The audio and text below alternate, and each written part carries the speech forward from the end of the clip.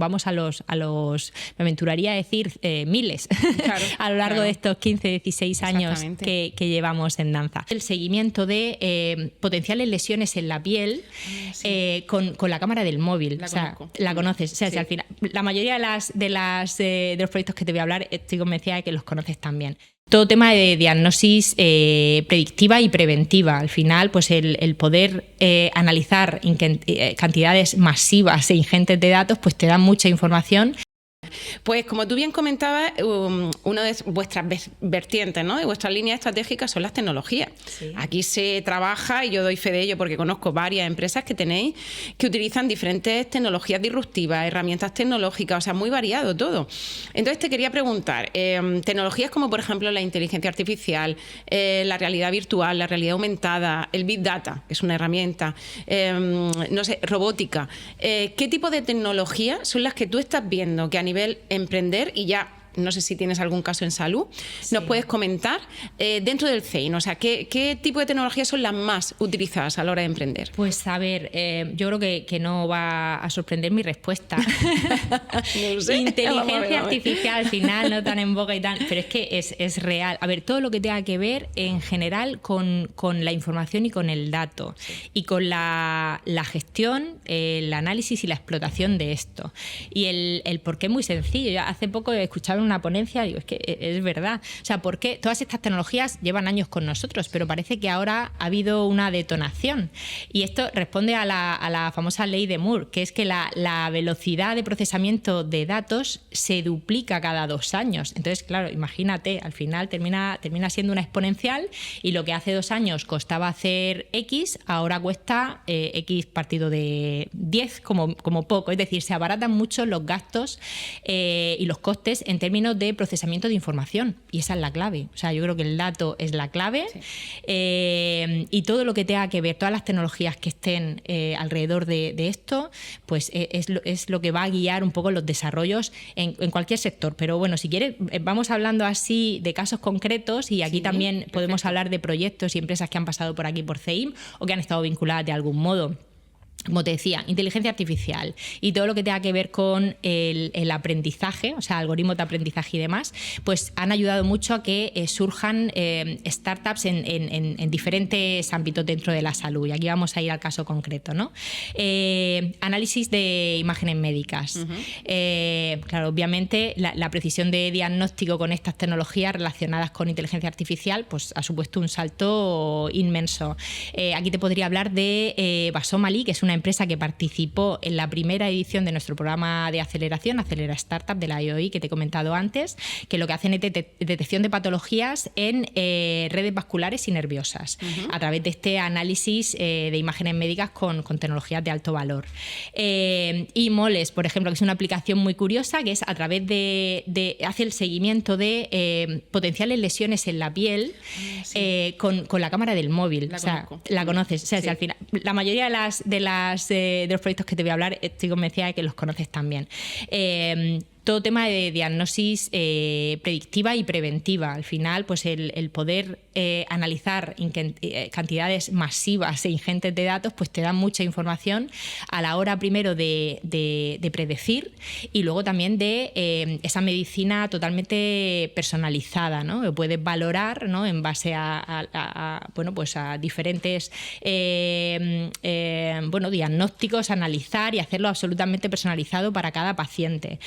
Tema de Big Data y análisis predictivo. Bueno, aquí, de hecho, vais a hablar con uno de nuestros emprendedores, con Marvit. Sí.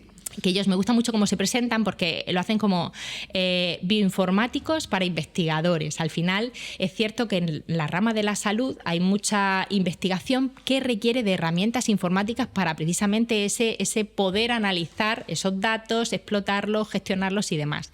Y Marvit es una empresa que está alojada aquí en nuestra incubadora, que hace precisamente eso. Proyectos a medida para esos investigadores, soluciones de software muy enfocado a ese análisis de datos para investigadores de de biotecnología. Luego relacionado al final con pues ingeniería avanzada. Ahí tenemos varios ejemplos. Tenemos Inventus, que no sé si los conoces. Ellos fabrican respiradores médicos. Creo que fueron los primeros en España con tecnología turbina. Lo que quieren es democratizar esta tecnología, hacer accesible estos devices médicos a todo el mundo. Tenemos a Limbium, que ellos fabrican prótesis, principalmente de brazo, prótesis biónicas. Tienen en cuenta pues muchos avances en términos de innovación, de materiales, de ingeniería, y tienen pues una vertical de adaptación de prótesis deportivas. ¿Verdad? Que hay mucha gente que tras una amputación y demás pues deja de practicar ciertos deportes, y ellos están muy centrados ahí. La verdad es que tienen un producto increíble. Tenemos a Cela, que los conoces perfectamente, con esta planificación quirúrgica avanzada, con sus modelos 3D tanto físicos como virtuales. Es increíble lo que están haciendo ellos. También un poco en esta línea Arthromodel, que han pasado también por vuestro podcast, con impresión de modelos anatómicos para poder practicar también, ellos ya no tanto a nivel cirugía, aunque también, ¿no? O probar material quirúrgico y demás. Y otras tecnologías, Internet de las cosas. No os olvidemos de ello, porque al final hablaba antes de la importancia de la conexión en general en nuestro entorno, pero no podemos obviarlo en cualquier otro ámbito. Conectar para recibir datos e información es fundamental. Aquí el Internet de las cosas va a seguir. ¿Quién no lleva ahora un smartwatch o hay una serie de dispositivos que ya viven con nosotros, ¿no? Ahí tenemos diferentes proyectos que han pasado por aquí, han estado vinculados, como Ubico, no sé si los conoces. Ellos, sensores para precisamente optimizar el rendimiento deportivo, ¿no? A través de una serie de dispositivos pues puedes optimizar tus entrenamientos y demás. En temas de proyectos, ya no solo los empresariales que han estado relacionados o están relacionados con CEIM, sino también proyectos en los que CEIM se ha visto involucrado. En términos europeos, como te decía, siempre hemos sido muy activos en conseguir proyectos para el propio centro. ¿Qué tipo de proyectos? Pues voy a hablarte del proyecto Cherries, que es un proyecto europeo que tuvimos en CEIM hace ya, 3 o 4 añitos, en el que trabajábamos primero identificando retos que hubiera en el sector salud para ser abordados desde la tecnología. Y era un proyecto muy interesante, y aquí meto también una parte que creo que debemos resaltar, que es los proyectos en cocreación en salud son fundamentales. Y cocreación quiere decir involucrar a todos los actores que tienen algo que decir en un desarrollo, ¿no? Muchas veces vemos innovaciones que van, digamos, desde arriba hacia abajo, y luego cuando llegan a mercado pues no tienen sentido, ¿no? Europa se preocupa mucho por esas cosas, ¿no? Y se avanza mucho en sus prioridades a estas cuestiones, ¿no? De encajar oferta y demanda.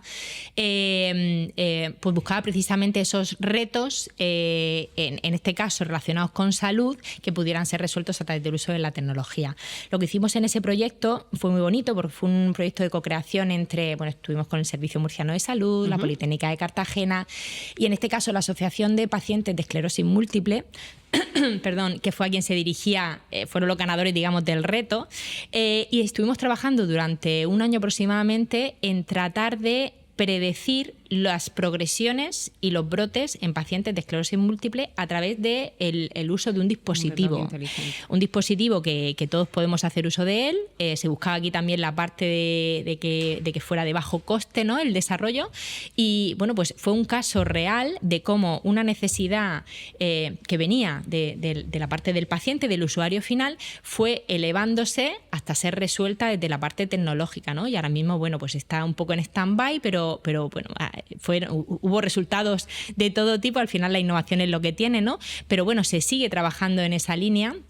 Y es un ejemplo claro de que no tenemos que desalinear nunca las necesidades del mercado con la tecnología que se desarrolla.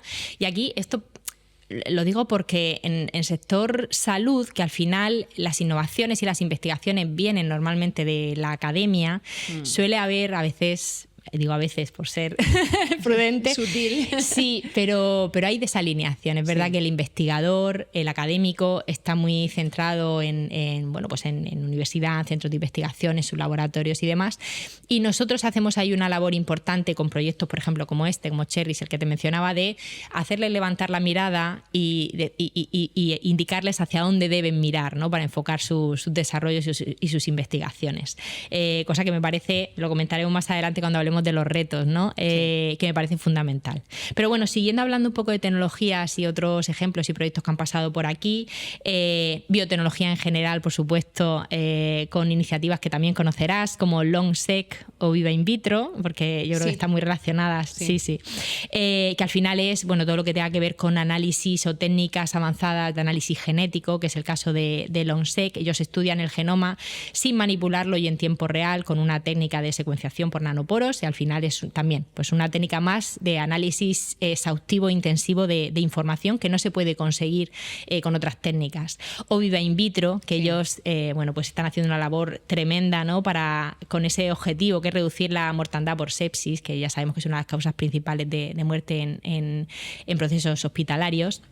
Y bueno, hay empresas que están haciendo cosas tremendas, pero es cierto, estos dos últimos casos que te he comentado, y ahí entro también en las barreras y las dificultades de estas empresas relacionadas con la salud, es que son procesos muy largos a nivel de investigación, desde que empiezan, entiendo que los oyentes entenderán los niveles TRL, ¿no? Que es cuando TRL bajo estás en fase de investigación muy básica. Sí, los que son investigadores y a lo mejor los profesionales de la salud que están más en el terreno, en la práctica clínica, no lo conocen. Entonces, si lo puedes comentar un segundo. O sea, pues al final son unos índices que te definen el grado de cercanía a mercado que tiene una tecnología, una investigación, desde la investigación más básica, que es la que se da en las universidades, ¿no?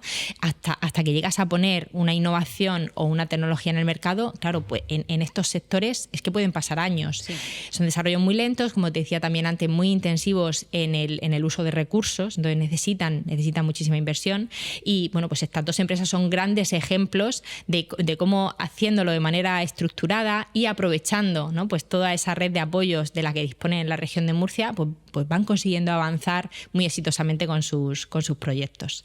Y bueno, yo creo que he pasado así un poco por diferentes tecnologías, diferentes ejemplos de proyectos y de empresas, pero en general en CEIM, sin hablar de sectores, hemos albergado en nuestra incubadora a más de 100 empresas, pero bueno, luego en términos de número de proyectos que asesoramos y demás, pues ahí ya nos vamos a los me aventuraría a decir miles, claro, a lo largo de estos 15, 16 años que llevamos en danza. Pero bueno, en torno a 20-25, sacando números cuando estamos preparando la información, están relacionadas de las incubadas y de las asesoradas. Más de 25 proyectos y empresas han estado vinculadas con el ámbito de la salud. Al final es un sector, es una vertical fundamental, yo creo, en cualquier ecosistema. Sí, además, bueno, fenomenal, porque nuestros oyentes van a poder buscar esas empresas que tú has comentado, ver cómo están trabajando, ver si pueden establecer incluso sinergias con ellos.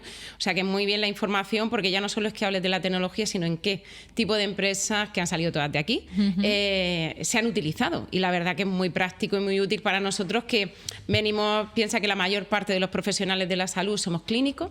Somos de práctica clínica, luego está la parte investigadora, gestora o docente, pero la mayor parte son clínicos. Entonces, esa parte, por ejemplo, de emprendimiento, de empresa, de conectar con tecnólogos, pues cuesta un poquito porque no estamos habituados. Pero es verdad que el sector salud, y tú has comentado muchos ejemplos de empresas, y eso es importante.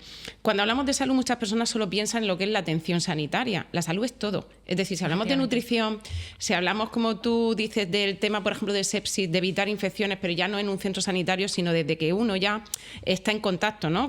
con determinados focos de infección, que no tiene por qué ser en un hospital, puede ser en la comunidad.